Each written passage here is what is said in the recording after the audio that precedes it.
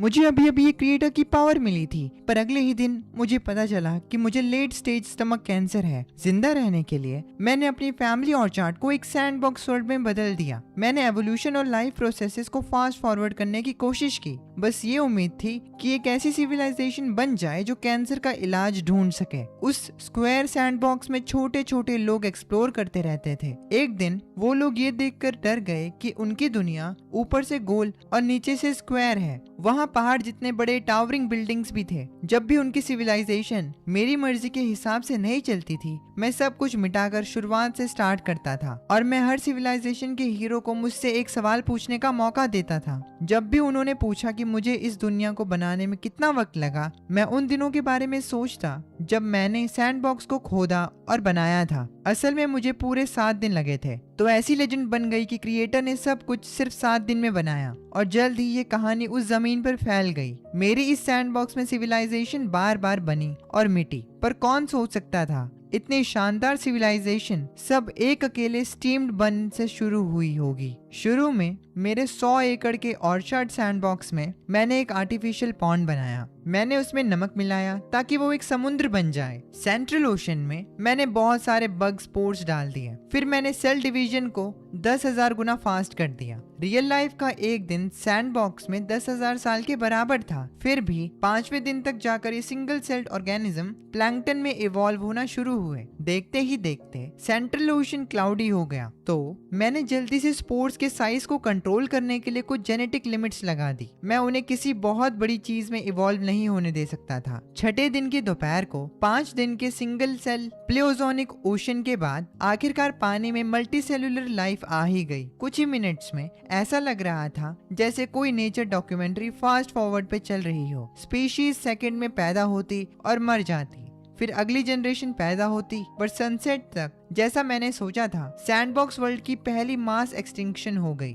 12 घंटे की रात का मतलब इस दुनिया में 5000 साल बिना सनलाइट के थे। ज्यादातर एक्वेटिक प्लांट सूख गए और डूब गए। अंधेरे आसमान के नीचे कुछ नहीं बचा। मेरा सैंडबॉक्स बहुत छोटा था और बायोडाइवर्सिटी बहुत कम थी, इसीलिए नई स्पीसीज इतनी जल्दी अडेप्ट नहीं कर पाई। पर मेरे ओशन में super adaptive recombinant single cell life थी। मूनलाइट आने के आधे घंटे बाद डेड प्लांट से ढकी सरफेस पर एक हल्की ब्लू ग्लो दिखी। ये पत्तों की शेप की चिट्ठियों जितने बड़े ब्लू प्लांट्स थे। हैरानी की बात ये थी कि बिना सनलाइट के इन प्लांट्स ने अपना फोटोसिंथेसिस चांद की रोशनी की तरफ मोड़ लिया। मैं दंग रह गया। मैंने इस प्लांट का नाम ब्लू सिल्वर ग्रास रखा। पहली मास एक्सटिंक्शन सरवाइव करने के बाद ये प्लांट सेकंड्स में तेजी से इवॉल्व होने लगे। ब्लू सिल्वर ग्रास ने अंधेरे को बहुत तेजी से अडेप्ट कर लिया और लोटस के पत्तों की तरह पानी पर फैल गया। मेरे बैकयार्ड से मूनलाइट को एब्जॉर्ब करते हुए एक और घंटा बीता और ये हजारों जनरेशन से गुजर चुका था। अलग अलग ब्रांचेस फॉर्म करने लगा। 2 सब स्पीशीज भी इवॉल्व हो गई। एक ग्रुप ब्लू सिल्वर ग्रास का मूनलाइट एब्जॉर्ब करता रहा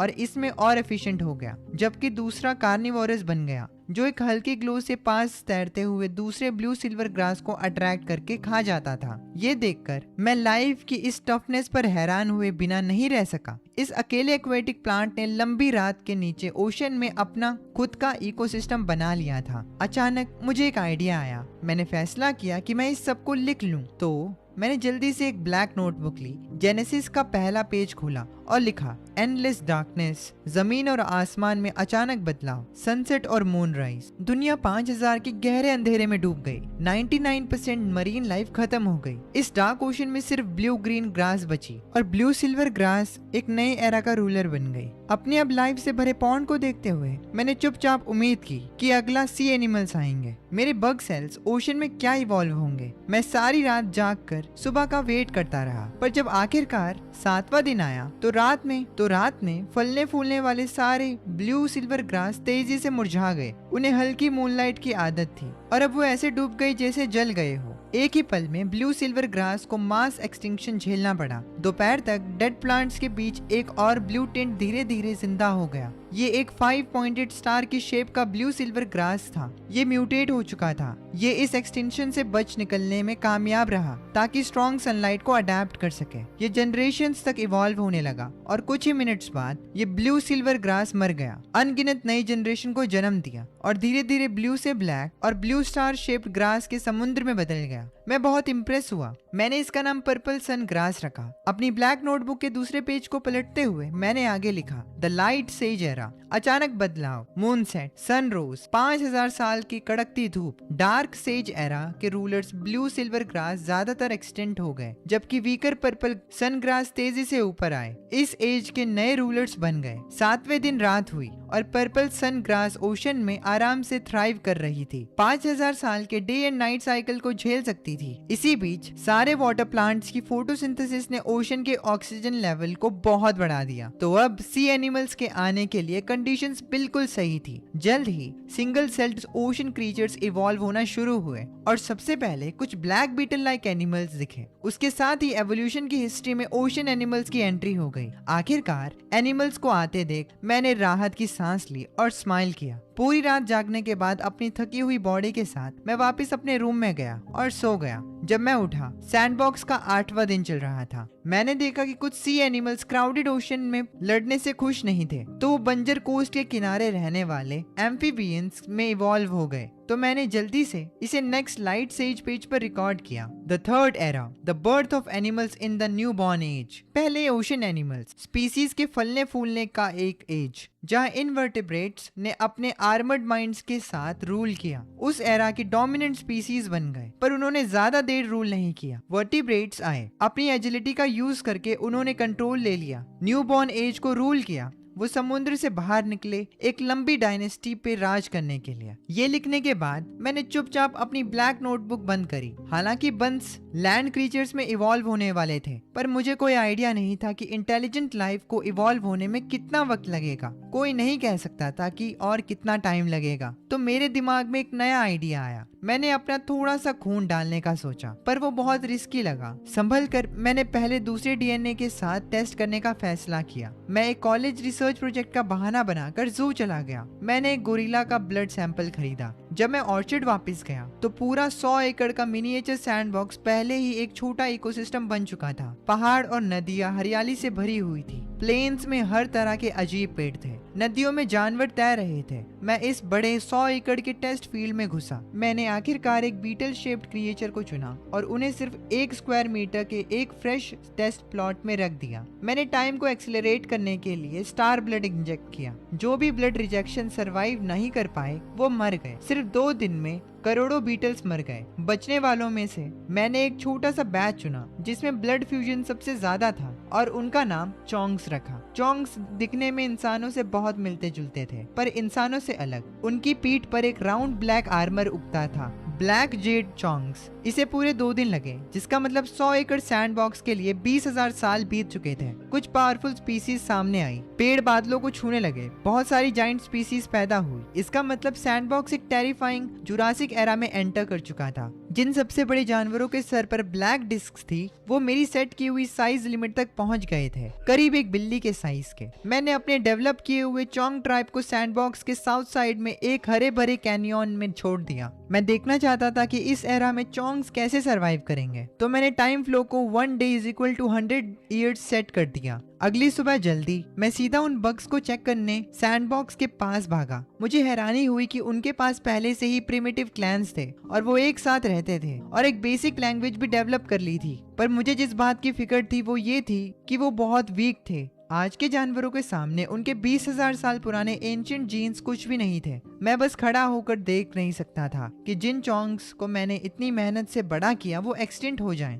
तो मैंने उन्हें सिविलाइजेशन का स्पार्क देने का फैसला किया। मैंने अपनी कॉलेज की छुट्टियों के दौरान ऑनलाइन एक मिनिएचर पाइन बॉन्साई ऑर्डर किया और एक ultra fine alloy great sword बनाई जो एक सुई से बस थोड़ी सी मोटी थी। दोनों ही बहुत परफेक्शन से बनाए गए थे। जब तक वो आए 1.5 दिन निकल चुका था, जिसका मतलब चोंग्स के लिए 150 साल। अब सैंडबॉक्स में चोंग ट्राइब लगभग खत्म हो चुकी थी, ऑलमोस्ट एक्सटिंक्ट। फिर भी मुझे थोड़ी खुशी महसूस हुई। इस एज में 150 साल बिना खत्म हुए निकाल लेने का मतलब था कि उनमें पोटेंशियल था। तो मैंने टाइम वापस नॉर्मल सेट कर दिया और सैंडबॉक्स में एंटर किया। चोंग ट्राइब अब बर्बाद हो चुकी थी। हर तरफ लाशें थी। भागो, हम यहाँ छुप नहीं सकते, डार्क क्लॉ आ रहा है, कुछ मेल चॉन्क्स ने बोला। औरतों और बच्चों को भागने को कहा, जबकि उन्होंने बड़े बीस्ट क्लब्स घुमाए और आगे कुछ डार्क बीस्ट की तरफ चार्ज किया, जिन बीस्ट को डार्क क्लॉज कहा जाता था। हमें जिंदा रहना होगा। औरतें और छोटे चॉन्क्स भाग गए। उनके चेहरों पर निराशा थी, वो भागने के आदी हो चुके थे। पर जो मेल्स आगे चार्ज कर रहे थे वो पहले ही डार्क क्लॉ का खाना बन चुके थे। खून हर तरफ बिखरा था।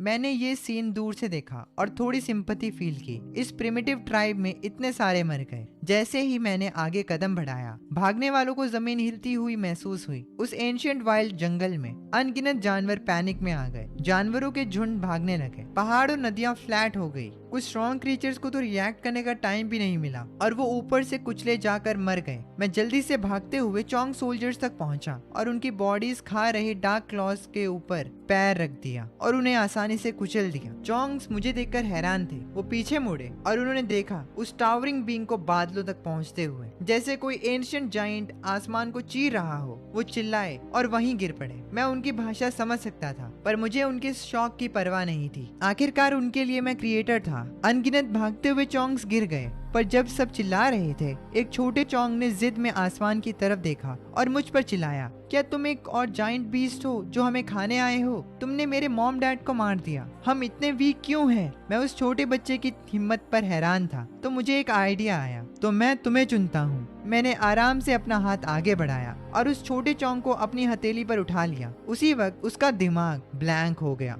जायंट की हथेली एक कॉन्टिनेंट की तरह एंडलेस लग रही थी और वो मेरी हथेली की एक लकीर से बड़ा नहीं था। उसने ऊपर देखा। जायंट की आंखें कड़कती धूप की तरह चमक रही थी। सैंडबॉक्स में मैंने अपना चेहरा सारे क्रिएचर से छुपा लिया था ताकि उन्हें सिर्फ मेरा एक धुंधला चमकता हुआ चेहरा दिखे। मैंने उस छोटे चोंग को एक हाथ में पकड़ा। मेरी आंखें शांत थी। गिलगमिश, क्या तुम इस सब को बदलना चाहते हो? वो छोटा चोंग अचानक कांपा और मेरी हथेली पर चिल्लाया, क्या हम इस दुनिया में सच में बात कर सकते हैं? सच में एक बोलने वाला जायंट है। तुमने मुझे गिलगमिश क्यों बुलाया? उसे अपने हाथ में पकड़े हुए मैं उसे अपनी आंखों के पास लाया और शांति से जवाब दिया, नाम विजडम की पहचान होती है। मेरी हथेली पर खड़ा गिलगमिश अचानक एक्साइटेड हो गया। हम कम्युनिकेट कर सकते हैं। हम दोनों के पास इंटेलिजेंस है। तुम हमें बचाते क्यों नहीं? तुम इतने स्ट्रांग हो, इतने ग्रेट हो। ट्राइब को नहीं पता था कि मैं असल में क्या हूँ। उन्हें लगा मैं एक स्मार्ट बीस्ट हूँ और मेरा उन्हें एक्सप्लेन करने का कोई इरादा नहीं था। गिलगमिश को हथेली पर पकड़े हुए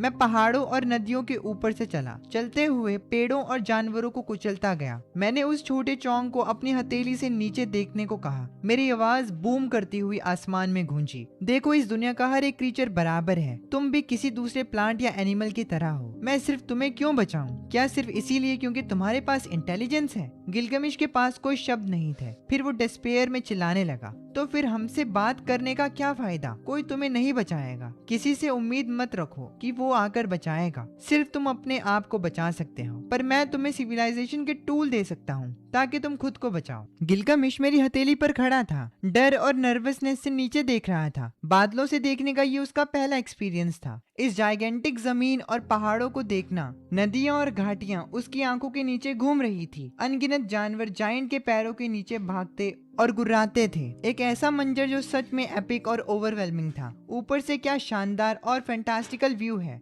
ऐसी टेरिफाइंग पर एडमायरेबल पावर होना। वो कांपते हुए बोलने लगा, सिविलाइजेशन क्या है?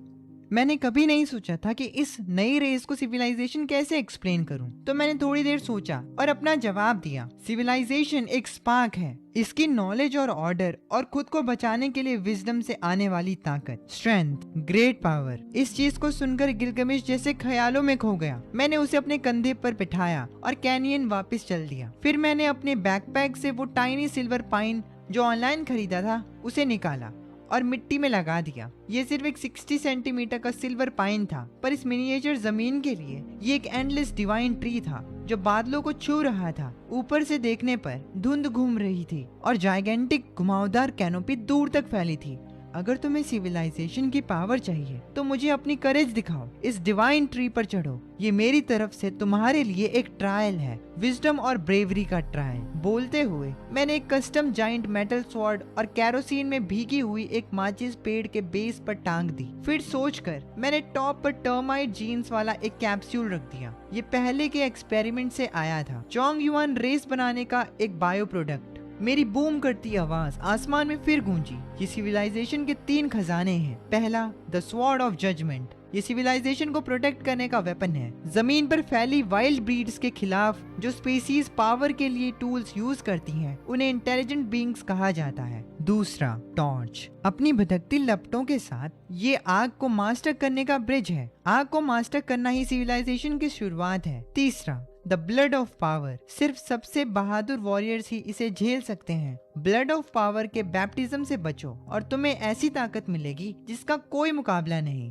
फेल हुए तो मारे जाओगे। अगर तुम अपने लोगों की किस्मत बदलना चाहते हो तो मशाल बुझने से पहले डिवाइन ट्री पर चढ़ो, सिविलाइजेशन के 3 खजाने हासिल करो। उसके बाद मैंने आराम से उस यंग चोंग युआन को जमीन पर रख दिया। फिर जब वो आश्चर्य से देखने लगा, मैं पहाड़ों के ऊपर से चलकर निकल गया। जैसे ही मैं ऑर्चर्ड के बाहर निकला, मैंने तुरंत सैंडबॉक्स का फ्लो 100 टाइम बढ़ा दिया। तो वो छोटी माचिस जो सिर्फ कुछ सेकंड्स जल सकती थी, सैंडबॉक्स के क्रिएचर्स के लिए दिनों तक जलती। उसके बाद मैंने अपने टेलीस्कोप का यूज किया और डिवाइन ट्री के नीचे का सीन क्लियरली देखा। यंग गिलगमिश ने डिटर्मिनेशन के साथ पेड़ पर चढ़ना शुरू कर दिया। मेरे लिए उसके मूवमेंट बस एक ब्लड थे। वो कुछ सेकंड्स में अनगिनत बार गिरा, फिर वापस चढ़ता रहा। 10 सेकंड्स या उसके आसपास वो आखिरकार ट्री टॉप पर पहुंच गया। पर असल में सैंडबॉक्स में गिलगमिश के लिए उसे याद नहीं था कि वो कब से चढ़ रहा था या कितनी बार फेल हुआ। डिवाइन ट्री के टॉप पर हरे भरे क्राउन पर खड़े होकर गिलगमिश ने तलवार ऊपर उठाई।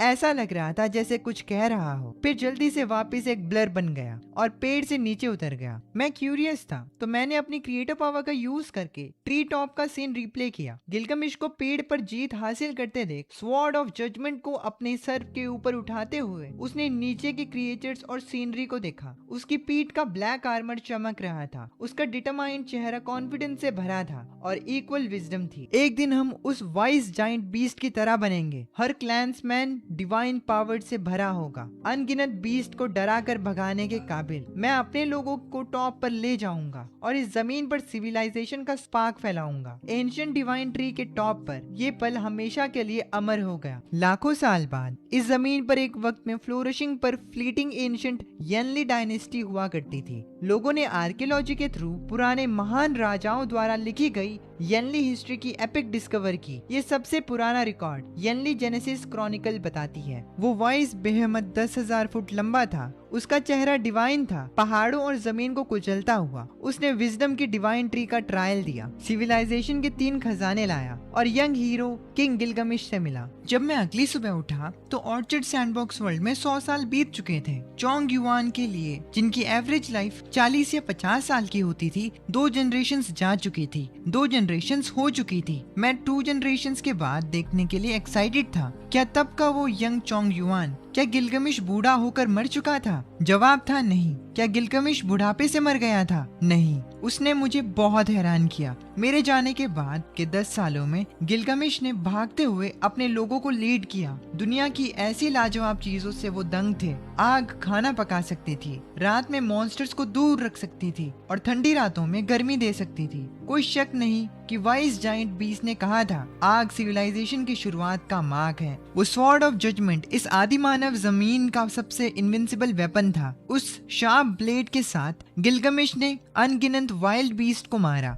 अपने लोगों को जिंदा रखा और आखिरकार उन्हें पलट कर वार करने की पावर दी। दूसरे डेकेड में दूसरा गिलगमिश अपनी जवानी से आगे निकल चुका था। 30s में आकर वो स्ट्रॉन्ग और लंबा हो गया, अपनी काइंड का सबसे ग्रेट हंटर, जिसे उसकी ट्राइब ने हीरो किंग नाम दिया। उसने जमीन को जलाकर उपजाऊ बनाने के लिए आग का भी यूज किया और प्रिमिटिव फार्मिंग शुरू की। वो एरोगेंट, प्राउड और ओवरबियरिंग था। दुनिया उसके आसपास घूमती थी। वाइज जाइंट बीस्ट ने उसे तीनों ट्रेजर्स सौंपे थे। उसे क्लीनली पता था कि सिविलाइजेशन, हिस्ट्री और नॉलेज को पास ऑन करने का नाम है, तो उसने ब्रेवली अपनी रेस की हिस्ट्री को रिकॉर्ड करने के तरीके बनाए। यूनिफॉर्म स्क्रिप्ट इन्वेंट की, नई भाषा बनाई। उसे लगता था कि वो सिविलाइज्ड वर्ल्ड बनाने वाला पहला वाइज बीइंग है, तो उसने सिविलाइजेशन क्रिएट करने की अपनी हिस्ट्री रिकॉर्ड की, सब कुछ लिखा और खुद की तारीफ की और बेशर्मी से इसका नाम जेनेसिस रख दिया। उसका रूल टायरेनिकल, डिस्पोटिक और एब्सोल्यूट था,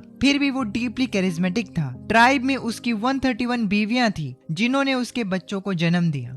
उसके ज्यादातर बच्चे स्ट्रॉन्ग और काबिल थे। उसकी साइज और विजडम उन्हें मिली थी। पर चोंग युआन एवरेज 3 या 4 बच्चे पैदा करते या 30 से 40 साल जीते थे। इस पॉइंट पर गिलगमिश पहले ही अपने 30s में था। तब की बात अलग थी जब वो ब्लेड ऑफ जजमेंट चलाता था, एक बोल्ड और फियरलेस हीरो किंग। अब वो अपनी आखिरी सालों में पहुंच चुका था। लकड़ी के बने एक ट्री हाउस के अंदर फायरप्लेस में आग धड़क रही थी। गिलगमिश डार्क क्लॉ से बुनी एक बड़ी चेयर पर शांति से बैठा था, आग को घूरते हुए खुद से बड़बड़ा रहा था। ये सिविलाइजेशन की आग मुझे ग्रेट बीस्ट ऑफ विजडम ने दी थी। ये इतनी खूबसूरत और भड़कती हुई है जैसे उछलते हुए लाल पेटल्स। गिलगमिश का विशाल टावरिंग फिगर अब बूढ़ा हो चुका था। उसने अपना सर घुमाया, दीवार पर टंगे बहुत सारे इनर्मस बीस्ट स्कल्स को देखते हुए। ये इन जमीनों के ग्रेट बीस्ट की हड्डियां थी। उसने सच में एक ग्लोरियस लाइफ जी थी, रेडिएंट और एक्स्ट्राऑर्डिनरी। अपनी जवानी के सपने पूरे किए थे। वो इस बात से भी कॉन्टेंट था कि अगला चीफ चुना जा चुका था, उसका बेटा अर्टोरिया, बिल्कुल उसी की तरह काबिल, पूरी ट्राइब को ग्लोरी की तरफ लीड करने के काबिल। गिलगमिश क्लियरली फील कर सकता था उसकी लाइफ अपने एंड के करीब थी। मौत सभी लिविंग थिंग्स के लिए तय है। उसने लगभग अपनी किस्मत एक्सेप्ट कर ली थी। फिर उसने चुपचाप सालों पुराना थ्रेड ऑफ पावर निकाला। अंदर फाइनली कोई फिक्र करने की बात नहीं थी। तब वाइस बीस्ट ने कहा था, सिर्फ सबसे ब्रेव वॉरियर ही इस तीसरे खजाने को ले सकता है। क्या मैं सच में दुनिया का सबसे ब्रेव वॉरियर हूँ? चलो पता लगाते हैं। एक हीरो अपने आखिरी सालों में, उसकी धुंधली आंखें थोड़ी खुली और बेहोशी में उसकी ग्लोरी डेज की यादें फ्लैश हुई। अचानक उसकी आंखें तेजी से खुली। उस ट्रांस में उसे a life time of glory याद आई। अचानक वो रोने लगा। उसने चुपचाप खुद को छेद दिया और अपने आर्म के घाव में ब्लड ऑफ पावर डाल दिया। अनबेरेबल पेन उसकी बॉडी में दौड़ रहा था। गिलगमिश जमीन पर गिर गया, तड़पने लगा। ये एजिंग हीरो अनगिनत बैटल सरवाइव कर चुका था, पर ऐसे दर्द में सांस लेने के लिए कभी स्ट्रगल नहीं किया था। पर आखिरकार वो मौत से बच गया। किंग धीरे धीरे खड़ा हुआ। उसके लंबे बाल अब ओरिजिनल कलर के नहीं रहे थे और पूरे सिल्वर वाइट हो चुके थे। उसका चेहरा गॉड जैसा परफेक्ट और यंग लग रहा था। ये क्या पावर है? ट्री हाउस के अंदर एक टावरिंग सिल्वर बालों वाला यंग आदमी खुद से बड़बड़ाया, ब्लड की 2 ट्यूब्स के साथ। क्या गजब की ताकत है। अब गिलगमिश क्लियरली फील कर सकता था कि उसके अंदर एक एंडलेस पावर बह रही है। उसी वक्त ट्राइब में वापस गिलगमिश का बेटा अर्टोरिया एक ऊंची जगह पर खड़ा था, स्वॉर्ड ऑफ ट्वाइलाइट अपने सर के ऊपर उठाए हुए, एज अ चीफ अपना सक्सेशन अनाउंस कर रहा था। अर्टोरिया वाइस और स्ट्रॉन्ग था। अपने रूथलेस और एरोगेंट बाप के कंपैरिजन में एबिलिटी और वर्च्यू से गिफ्टेड था। वो एक क्वालिफाइड काइंड चीफ की तरह था। गिलगमिश ये भी समझता था वो बुढ़ापे में अपनी पोजीशन छोड़ने को तैयार था, पर अब चीजें अलग थी। अर्टोरिया बहुत काइंड था, सब उसे प्यार करते थे। उसने अपने बाप को काफी रिस्पेक्ट दी। उसका कभी अपने बाप की पोजीशन छीनने का इरादा नहीं था, पर गिलगमिश कोई भी लूज एंड नहीं छोड़ना चाहता था। मैं वापस आ गया हूँ, मैं अभी भी चीफ हूँ। उस दिन खून बहा, यानी ट्राइब में चीखें गूंजी। हीरो किंग गिलगमिश ने अपने बेटे को मारकर गद्दी वापस ली। उसने दूसरी जिंदगी जी। गिलगमिश की दूसरी लाइफ के पहले डेकेड में उसने लोगों को पत्थर से घर बनाना सिखाया। चोंग युआन क्लैन फॉर्मली बिना ब्लड ऑफ पावर यूज किए टूल्स से 20 से लड़ने के एज में एंटर हुआ। गिलगमिश को टर्माइट लाइक मेमोरी मिल गई थी। एक सेंचुरी पुराने जाइंट पेड़ को आसानी से उखाड़ सकता था और उसमें पहाड़ हिलाने की ताकत थी। उसने जाइंट बीस्ट को रेजिस्ट करने के लिए लोगों को लीड किया। 13 साल की वॉर के बाद उसने इस लैंड के सबसे टेरिफाइंग बीइंग को चैलेंज किया, जो अपनी अल्टीमेट स्ट्रेंथ के लिए जाना जाता था, बीस्ट किंग फेनबा। 100 मीटर्स लंबा फेनबा इस कॉन्टिनेंट के बीस्ट का डोमिनेंट किंग था। वही क्रीचर्स जो मेरी सैंडबॉक्स की अपर साइज लिमिट तक इवॉल्व हुआ था। गिलगमिश 3 दिन और रातों तक फेनबा से लड़ा। जमीन फट गई, घाटियां घिर गई, अनगिनत जाइंट बीस्ट जंगल से भाग गए। उस दिन गिलगमिश खून से लथपथ था। एक हाथ में स्वॉर्ड ऑफ ट्वाइलाइट पकड़ी थी, दूसरे हाथ से फेनबा की मैसिव लाश को घसीट कर घर ला रहा था। अपने एक हाथ की ताकत से वो पहाड़ जितने बड़े बीस्ट की बॉडी घसीट सकता था। सभी ट्राइब्स के लोग प्राउड थे, पूरी तरह दंग थे और उसके लिए गाना लिखे, उसकी ताकत के गुणगान गाए। वो अब तक का सबसे माइटी हीरो किंग था। मैं एक नेशन बनाऊंगा। जब वो लौटा उसने अपने लोगों की तरफ देखा और अचानक डिक्लेयर किया। ट्राइब एक्साइटमेंट से भर गई, लोग खुशी से रो पड़े। उन्हें अच्छी तरह पता था कि इस महान हीरो किंग की लीडरशिप में उनके दुख के दिन खत्म हो गए थे। अब सैवेज बीस्ट का डर नहीं था, सिविलाइजेशन का एक नया एरा शुरू हो चुका था। हिस्ट्री जीतने वाले लिखते हैं, गिलगमिश ने अपने बेटे के खिलाफ अपनी क्रूएलिटी का जिक्र नहीं किया, सिर्फ जेनेसिस स्क्रोल्स में अपने महान कामों की तारीफ की और यनली डायनेस्टी के क्रॉनिकल्स में फ्लेम एम्परर के एरा में रिकॉर्ड्स कहते हैं कि गिलगमिश ने ब्लड ऑफ पावर लिया और लेजेंडरी बीस्ट फेनबा को मारा, जाइंट बोल्डर्स हटाए और पहली सिटी स्टेट लिशर सिटी बनाई। जैसे जैसे टाइम बीता, पूरे लैंड को कॉन्करर ना कर पाने की वजह से गिलगमिश ने सिविलाइजेशन बिल्ड करने पर फोकस किया। उसने बिना थके काम किया। वो पहले जैसा कैरिज्मेटिक था, पर अब पहले से ज्यादा रूथलेस हो गया था। उसने करेंसी इन्वेंट की, लैंग्वेज परफेक्ट की, सिटीज बनाई, पर लोगों को स्टेटस के हिसाब से बड़ी बेरहमी से रैंक भी किया। उसने नेशन के रिसोर्सेस वेस्ट किए, बहुत से वॉरियर्स को दुनिया का एज एक्सप्लोर करने भेजा। वो लोगों का ग्रेट हीरो किंग था, पर एक पूरा टायरेंट भी था। यानी डायनेस्टी का ईयर 87। गिलगमिश अब 127 साल का था। लिशर किंग सिटी पहुंच गया। मिलियंस में टेरिफाइंग पॉपुलेशन, अनगिनत गुलामों का यहाँ ट्रेड होता था। एक ग्लैडिएटर अरीना भी बनवाया गया। नोबल्स उस स्पिक स्पेक्टिकल को एंजॉय करते। पुरानी ट्राइब्स के लोग कब के मर चुके थे, सदियां बीत चुकी थी। उनके बच्चे और पोतों को अब अपने एंसेस्टर्स का हार्डशिप याद नहीं था। वो कंफर्ट में धीरे धीरे डिके हो गए, पर ओल्ड यनली किंग अभी भी स्ट्रॉन्ग था। लिशर किंग के हॉल के अंधेरे में एक लंबा हैंडसम आदमी सफेद हड्डियों के थ्रोन के सामने शांति से खड़ा था। उसके ठीक बगल में legendary sword of Twilight, Yanli के महान राजा, सिटी स्टेट लॉर्ड गिलगमिश। हमने सारी जमीन एक्सप्लोर कर ली है। पैलेस ऑफिशियल हैनमिंग थोड़ा झुका, पूरे जोश के साथ बोलते हुए। इस लैंड का हर एक इंच। हानमिंग फिर झुका, एक्साइटेड होकर, पिछले सालों का सब कुछ डिटेल में बताते हुए। हमारी दुनिया कैसी है? हानमिंग आगे घूरता रहा। उसकी तेज नजरें जैसे पैलेस के एक सीलिंग से आसमान को देख सकती थी। एक बार जब वो एक्सप्लोरर्स हर डायरेक्शन से निकले, डेकेड्स तक ट्रैवल करते रहे, कई मर गए और कभी वापस नहीं आए। आखिरकार आज हमें दुनिया का असली शेप पता चल गया। हानमिंग ने ड्रामेटिकली जेस्चर किया। हमारी दुनिया ऊपर से एक डोम है और नीचे से स्क्वायर। आसमान एक हाई एंडलेस आर्क है, जमीन एक परफेक्ट स्क्वायर है, सेंटर में एक वास्ट ओशन है जिसके आसपास पहाड़ और नदियां हैं। इस विशाल जमीन पर सबसे फास्ट बीस्ट पर भी स्ट्रेट लाइन में ट्रेवल करने पर दुनिया के एक एंड से दूसरे एंड तक जाने में 20 साल से ज्यादा लगेंगे। गिलगमिश थ्रोन पर चुपचाप बैठा रहा, फिर बोला, ठीक है, तुम जा सकते हो। जी माय लॉर्ड। हानमिंग उठा और चला गया, फिर अचानक रुका, पीछे मुड़कर अपने किंग को एडमिरेशन से देखने लगा। इस महान हीरो किंग ने उन्हें केव से बाहर निकाला, ट्राइब बनाई, फार्मिंग से टूल्स की एज तक ले गया और फिर सिटी स्टेट एरा तक। उसने सबसे फियरसम बीस्ट किंग 100 मीटर्स के फेनबा को मारा और एक के बाद एक सिविलाइजेशन को गाइड किया। 30 साल से भी ज्यादा पहले हानमिंग बस एक जवान वॉन्डरर था जिसे किंग ने पैलेस बुलाया और सिटी स्टेट का मैप्स बनाने का ऑर्डर दिया। और 30 साल बाद वो अपना टास्क पूरा करके लिशर किंग सिटी वापस आया। अब वो कोई जवान नहीं था, बल्कि एक कांपता हुआ बूढ़ा जिसकी आंखें धुंधली थी और वो ज्यादा दिन नहीं जिएगा। पर योर मैजेस्टी अभी भी बिल्कुल पहले जैसे हैं। बुढ़ापे का कोई नामो निशान नहीं है। वो गिलगमिश की तरफ पलटा और कहने लगा, आप सच में महान राजा हैं। हानमिंग की बॉडी कांप रही थी, उसकी आंखें डिवोशन से जल रही थी। अब 100 साल से ज्यादा हो चुके हैं एंड किसी को नहीं पता कि गिलगमिश कितना स्ट्रॉन्ग है। शायद फ्यूचर में किसी दिन ये इमॉर्टल, कभी ना मरने वाला राजा यनलिंग लोगों को सिविलाइजेशन के नए एज में ले जाएगा।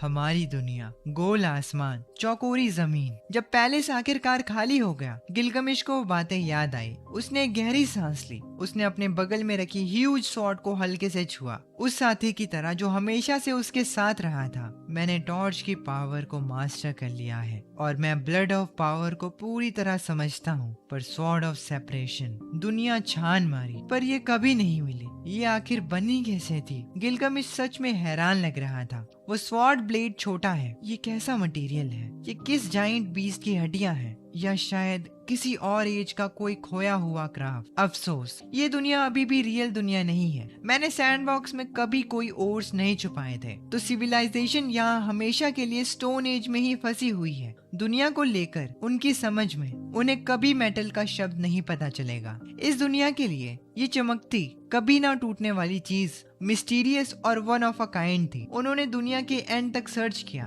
पर उस वाइज ग्रेट बीस्ट को फिर कभी नहीं ढूंढ पाए जो सालों पहले आया था। इतना पावरफुल और यूनिक उन्होंने दुनिया के किनारों तक ढूंढ लिया, फिर भी उस वाइज एंशिएंट बीस्ट का कभी पता नहीं लगा। वो वाइज बीस्ट आखिर रहता कहाँ था? बीस्ट सिविलाइजेशन हमारी इमेजिनेशन से परे है। ये स्वॉर्ड ऑफ सेपरेशन जो मुझे गिफ्ट की गई थी सच में एक खजाना है, पर इस तलवार ने जिसने पूरी सिविलाइजेशन बनाई वो एक वार्निंग भी लगती है। ये पावर जिसे सिविलाइजेशन कहते हैं, मैं इसका बस एक हिस्सा समझता हूँ, बाकी सब अननोन है, जैसे इस स्वॉर्ड के बनने का सीक्रेट। ये मुझे डर का एहसास दिलाती है। स्वॉर्ड ऑफ सेपरेशन मेरे ऊपर एक ब्लेड की तरह लटकती है। ये मेरे सर के ठीक ऊपर लटक रही है, किसी भी सेकंड गिर सकती है और मेरी जान ले सकती है। सिविलाइजेशन की ये पावर वाकई में आपको सपना दिखाती है। गिलगामेश अपने थ्रोन पर ऐसे बैठा था जैसे सदियों से सो रहा कोई शेर। उसकी आंखें दूर कहीं देख रही थी। अचानक उसे एक 100 साल से भी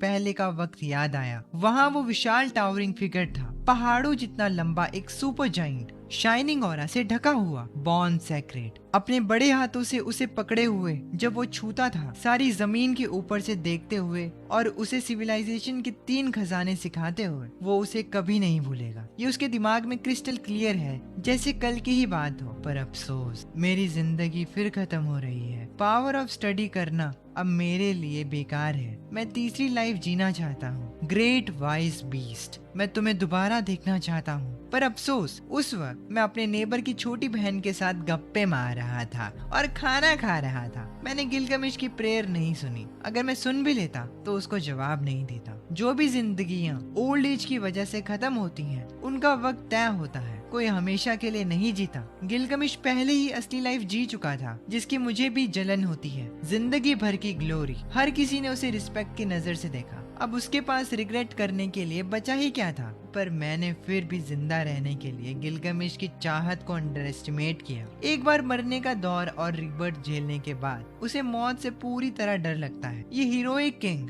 एक और लाइफ चाहता था, कैपिटल से दूर। ईयर 102, गिलगामेश 142 ईयर्स का। ये लेजेंडरी किंग पहले ही किसी नॉर्मल ह्यूमन की 3 जिंदगियां जी चुका था, पर उसके चेहरे पर बुढ़ापा आने लगा था। वो शॉक था। उसके गुस्से ने पूरे देश को हिला दिया। उसने सबको ऑर्डर दिया कि वाइस बीस्ट को ढूंढना शुरू करे और हर तरह के टैलेंटेड लोगों को पोशंस बनाने और डार्क मैजिक रिसर्च करने के लिए बुलाया। एक टाइम के लिए जंगलों में बहुत सारे वाइल्ड बीस्ट का शिकार किया गया। उनके सारे पार्ट्स एक्सपेरिमेंट्स के लिए यूज किए गए। द डार्क लॉ, जो कभी हर जगह होता था, लगभग खत्म कर दिया गया। हिस्ट्री इस टाइम को एरा ऑफ टायरेंट स्टेट्स कहती है। 13 साल बाद एक कोर्ट सॉर्सरर ने लंबी उम्र का एक पोशन बनाया। उसने काम किया और गिलगामेश और ज्यादा जिया, पर जल्द ही वो उसके लिए रेजिस्टेंट बन गया। इसे कुछ बार यूज करने के बाद इसने काम करना बंद कर दिया। गिलगामेश फिर से मौत की तरफ खिसकने लगा। मौत सभी क्रिएचर्स के लिए आती है, यहाँ तक कि सबसे बड़े हीरोज भी इस एंड से नहीं बच सकते। ईयर 145, 30 साल से ज्यादा का वक्त बीत गया। गिलगामेश ने महसूस किया कि उसकी लाइफ तेजी से खत्म हो रही है।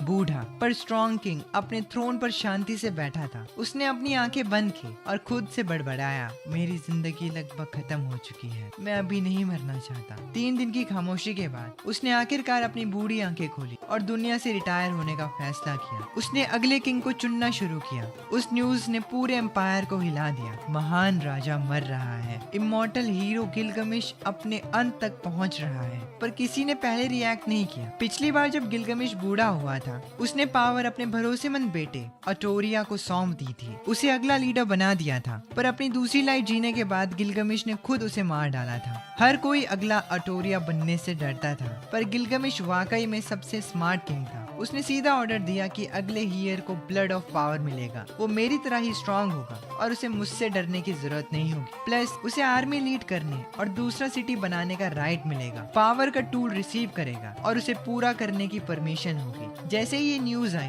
पूरा देश शॉक था। Merchants, slaves, commoners, nobles, craftsman सब पैलेस की तरफ भागे। पर आखिर में ट्रायल्स के बाद भी ज्यादातर ब्लड ऑफ पावर को रिजेक्ट करने की वजह से मर गए। सिर्फ फॉरेस्ट वॉरियर लिकोडू और नोमैड कमांडर रैंडल ही एक्चुअली ब्लड लेने के बाद सरवाइव कर पाए। वो जिंदा रहे और दोनों ने एक सिटी स्टेट बनाई। अब ब्लड ऑफ पावर्स वाले 2 ईयर्स होने की वजह से वो एक साथ रूल करने वाले थे। मरते हुए गिलगमिश की जगह लेने वाले थे। वो अगली यैनले सिविलाइजेशन को लीड करेंगे।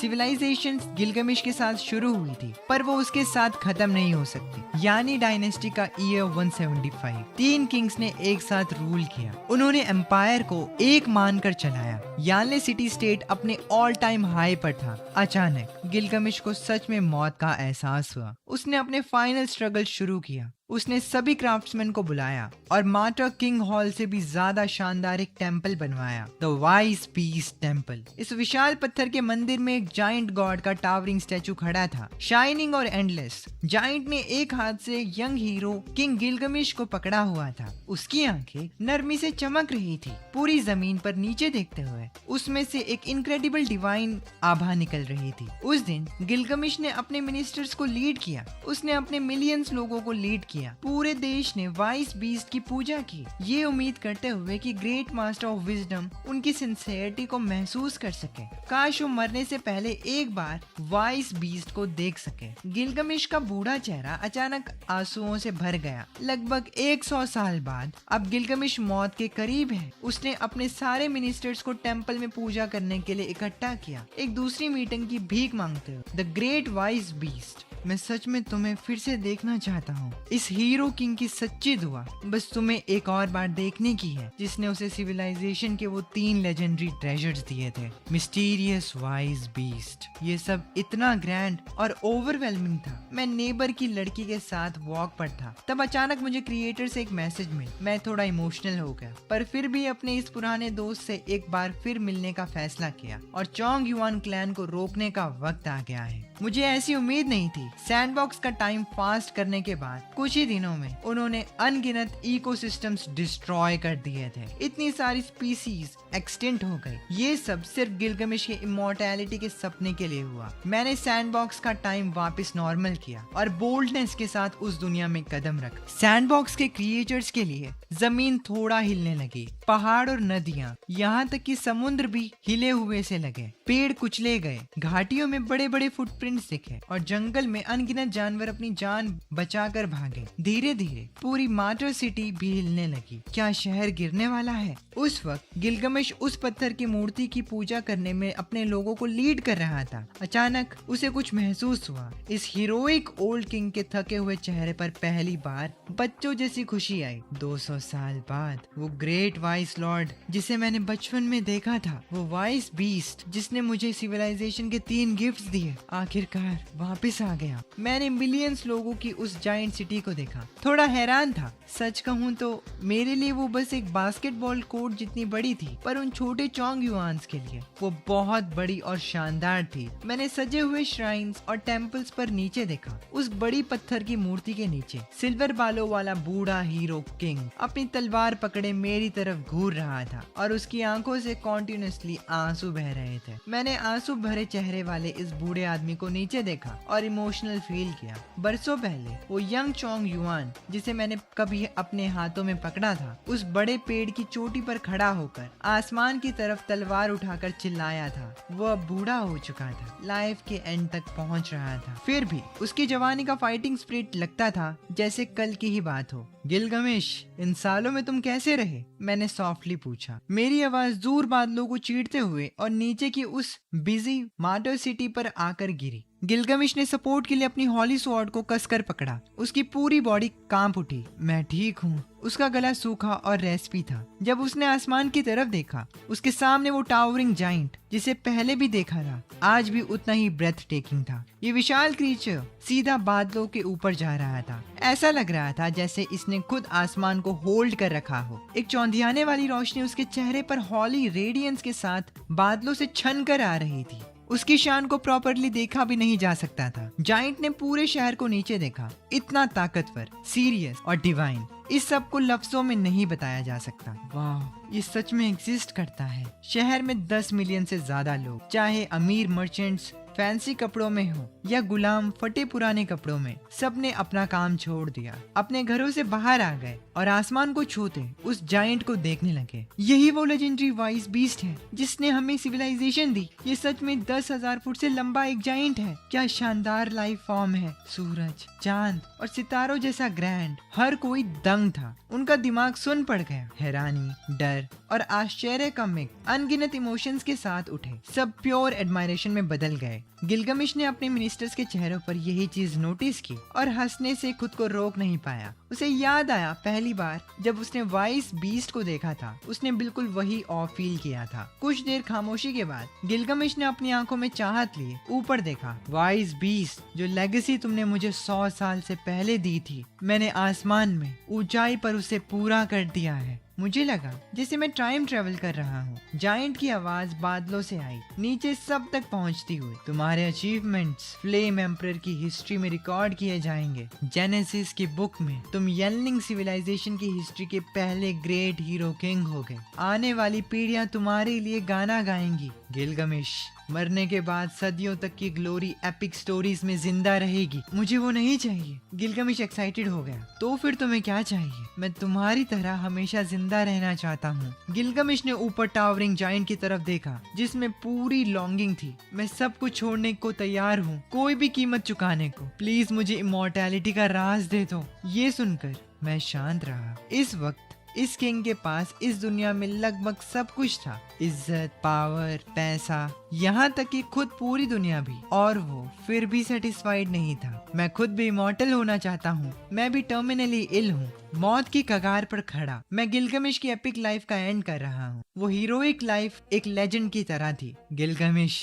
तुम बहुत लालच कर रहे हो। इमॉर्टैलिटी का खजाना मेरे पास नहीं है। मैंने इस बूढ़े होते हुए किंग को शांति से देखा। पैदा होना, बूढ़ा होना, बीमारी और मौत नेचर के लॉ हैं। मैं इन्हें नहीं बदल सकता। जिंदगी के आखिरी पलों में हर कोई बस जिंदा रहना चाहता है। स्टेटस और टाइटल्स उस टाइम मैटर नहीं करते। अनगिनत सिविलाइजेशंस की बाउंड्रीज मिट जाती हैं। चाहे किंग हो या कॉमनर, सिविलाइजेशन की सारी मेजर्स सरपास हो चुकी हैं। चाहे वो एम्परर्स हो या आंट्स, आखिर में कोई मौत और टीके से नहीं बच सकता। मैंने गिलगमिश को देर तक देखा। फिर मैंने इमोशंस के साथ उस किंगडम पर नीचे नजर डाली। नहीं, ये पॉसिबल है, गिलगमिश ने हॉर्सली जवाब दिया, आसमान में बादलों से ढके डिवाइन फेस को घूरते हुए। नहीं, तुम मुझसे झूठ बोल रहे हो। तुम कर सकते हो। तुम पूरी तरह कैपेबल हो। उसकी गेज मुझे छेड़ रही थी। एक टावरिंग माउंटेन जैसे मैजेस्टिक, उसकी बिल्ड एक बोल्डर जैसी स्ट्रॉन्ग। 200 साल से ज्यादा बीत चुके थे। ताकत का खून पीने के बाद भी वो बूढ़ा हो गया था, पर टाइम ने कभी इस ग्रेट जाइंट पर अपना निशान नहीं छोड़ा। उसके लिए टाइम कल जैसा लगता है। उसकी आंखों में वाइज बीस्ट इमॉर्टल है। क्या इनक्रेडिबल पावर है। कितनी जलन पैदा करने वाली लॉन्गेविटी। गिलगमिश के होठ कांपे। उसने अचानक अपना सर पीछे किया और दहाड़ा, तो तुम इसीलिए आए क्योंकि मैंने तुम्हें बुलाया था मेरी मौत का तमाशा देखने के लिए। एक मामूली तरस खाने वाली जिंदगी, डर और कांपते हुए मरना। गिलगमिश, मैं यहाँ तुम्हें विदा करने आया हूँ। मैं तुम्हारी लाइफ नहीं बदल सकता और तुम्हें सिविलाइजेशन के आगे बढ़ने की दूसरी वार्निंग देने आया हूँ।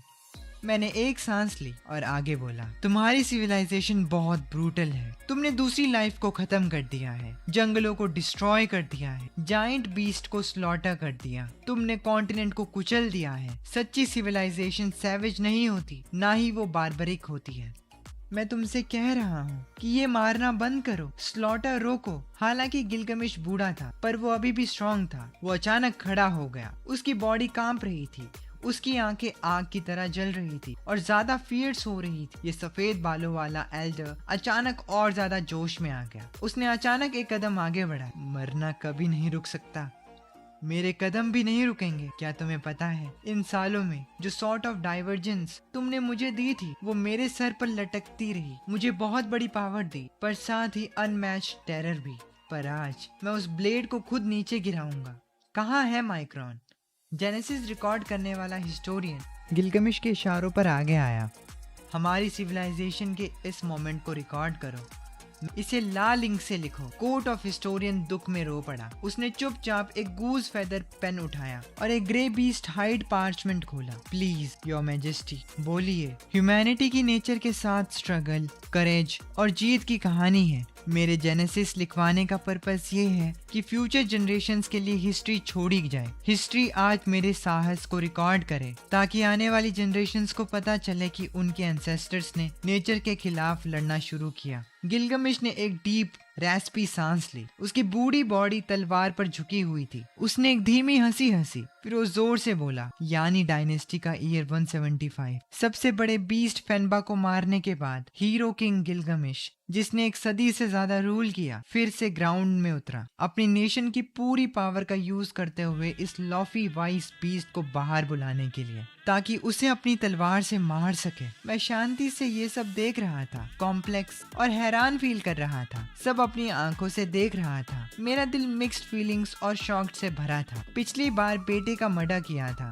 इस बार वो एक गॉड पे अटैक कर रहा है। पर मैं जल्द ही शांत हो गया, एक अलग पर्सपेक्टिव से। ये एक्शन पागलपन लगता है पर असल में एक्सपेक्टेड था। अपनी पिछली नियर डेथ के बाद इस हीरो किंग ने वापस आकर अपने ही प्यारे बेटे को अपने हाथों से मार दिया था। जब मौत ने दूसरी बार डराया तो उसने मेरी तरफ अपना रुख किया, जिसने उसे सिविलाइजेशन के 3 खजाने दिए थे और अपनी तलवार निकाली। शायद शुरुआत से ही मुझे पता होना चाहिए था। जब मैंने उन कांपते हुए फॉलोवर्स में से उस एक बहादुर लड़के को चुना था, वो जिसने एक टावरिंग जायंट पर चिल्लाने की हिम्मत की थी। उसका मतलब क्या था? उसने अपनी लाइफ में कभी डर नहीं देखा था। ये नेचुरल है कि वो अब मुझ पर अपनी तलवार निकालेगा, ये उसका नेचर ही ऐसा है। मैंने कामली कहा, गिलगमिश, मैं तुम्हें आखिरी बार वार्न कर रहा हूँ, अपने इस पागलपन को रोक। ये बार्बरिज्म है, सिविलाइजेशन नहीं। तुम्हारा अगला कदम तुम्हें बहुत महंगा पड़ेगा।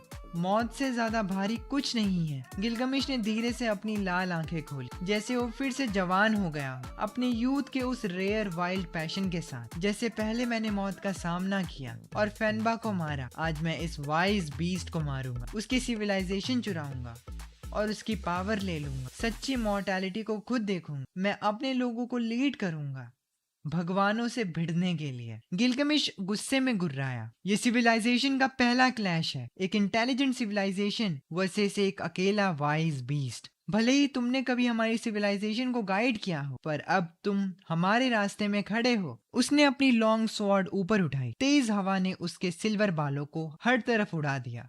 एक वाइल्ड एरोगेंस से भरा हुआ किंग और दूर बजती हुई ये घंटी एक वॉर का संकेत दे रही थी। ऑलराइट गाइस, आई थिंक इस स्टोरी को मैं यहीं पर एंड करूंगा। तो अगर तुम्हें इस वीडियो का पार्ट 2 चाहिए होगा तो मुझे कमेंट सेक्शन में ज़रूर बता देना एंड मैं इसका पार्ट 2 तुम सबके लिए बना दूंगा। Anyways, this was it. This is anime Shubh signing off.